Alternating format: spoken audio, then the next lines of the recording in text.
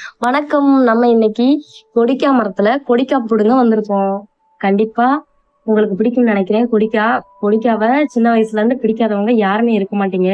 அதனால கண்டிப்பா பாருங்க. நானும் இந்த கொடிக்கா சாப்பிட்டுட்டே தான் புடுங்கினேன். என்னோட ஹஸ்பண்ட் வந்திருந்தாரு. அவர் புடுங்கி புடுங்கி போடத்துல நான் கீழ இருந்து பிறக்கி வச்சுங்க. நம்ம இன்னைக்கு எவ்வளவு கொடிக்கா புடுங்கியிருக்கோம் அப்படிங்கிறதையும் பார்க்கலாம். கொடிக்கா மூலமா நமக்கு என்னென்ன சத்துலாம் கிடைக்குது அப்படிங்கிறதையும் பார்க்கலாங்க. ஆமா. அவர் கத்தி கம்ப வச்சு புடுங்க புடுங்க நான் எல்லாத்தையும் எடுத்து எடுத்து போட்டுட்டு இருந்தேன்.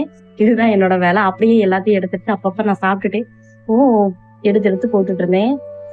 கொடிக்காய் சாப்பிடுறதுனால என்னென்ன யூஸ் இருக்கு அப்படின்னு பாத்தீங்கன்னா, கொடிக்காய்ல விட்டமின் சி இருக்கு, ஃபைபர் கண்டென்ட், புரோட்டீன், ஆஹ் அயன் கண்டென்ட் எல்லாமே இருக்குதுங்க. அதனால ரத்த சோகை இருக்கிறவங்க, பிபி சுகர் இருக்கிறவங்க கண்டிப்பா இதை சாப்பிடலாங்க. இது நம்மளோட ஆரோக்கியமான நம்ம நாட்டு பாரம்பரிய மரங்க. இப்பெல்லாம் இதை பத்தி யாருக்கும் தெரிய மாட்டேங்குது. அதனால கண்டிப்பா இதை சாப்பிடுங்க. இப்பெல்லாம் இந்த மரம் யாருமே அதிகமா வளர்க்கறது இல்லைங்க. ஆனா இந்த மரம் வளர்க்கறதுக்கு பெருசா ஒன்றும் அதிகமா நம்ம எந்த ஒரு பராமரிப்பும் தேவை கிடையாது.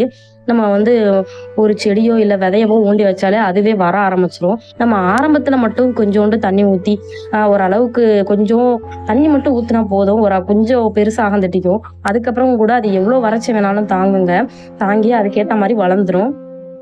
வளர்ந்த பிறகு நமக்கு நல்லா ஒரு 3 வருஷத்துலயே நல்லா பலன் கொடுக்குங்க. அதனால இது வீட்டுல ஒரு சின்ன இடம், ஒரு தோட்டம் இருந்தாலுமே இதை கண்டிப்பா வைக்கலாம். அதிகமான பராமரிப்பு தேவை கிடையாது. கொஞ்சம் வளரும் தட்டிக்கும் கொஞ்சோண்டு தண்ணி ஊத்திக்கலாம். அதுக்கப்புறம் பாத்தீங்கன்னா யூஸ்வலா விட்டுறலாம். அதுவே நல்லா வளர்ந்துரும். நாங்களே எங்க தோட்டத்துல வச்சிருக்கிறோம். டெய்லி எல்லாம் போய் நாங்க அதுக்கு தண்ணி எல்லாம் ஊத்தல. ஆடு மாடு வச்சிருக்கிறவங்க கூட இதை வளர்க்கலாங்க. ஏன்னா இதை ஆடு மாடு சாப்பிடாது. அதனால இது ஒரு பாதுகாப்பு வேலியா இருக்கும். அதனால கண்டிப்பா இதை நம்ம வளர்க்கலாம். இது வளர்க்கறதுனால மண்ணுக்கு என்ன யூஸ் அப்படின்னு பாத்தீங்கன்னா நம்ம சுத்தி நமக்கு நிழல் தருது. மண்ணுக்கு நைட்ரஜன் அப்படிங்கிற சத்தம் இந்த மரம் மூலமா கிடைக்குது. இது ஒரு மண்ணை வளமாக்குது. இந்த தகவல் பிடிச்சிருந்துச்சுன்னா கண்டிப்பா லைக் பண்ணிடுங்க. இவ்வளோ நேரம் கஷ்டப்பட்டு புடுங்கினதுக்கு ஒரு பை நிறைய கிடைச்சிருச்சுங்க கொடிக்காய் புளி. ரொம்ப ரொம்ப எனக்கு ஹாப்பியா இருக்குது இந்த வீடியோ உங்ககிட்ட ஷேர் பண்றது. கொடிக்காய் புளி நிறைய புடுங்கினதுக்கும் எனக்கு ரொம்ப ஹாப்பியா இருக்குது. ஓகே, தேங்க்ஸ் ஃபார் வாட்சிங். Thank you so much.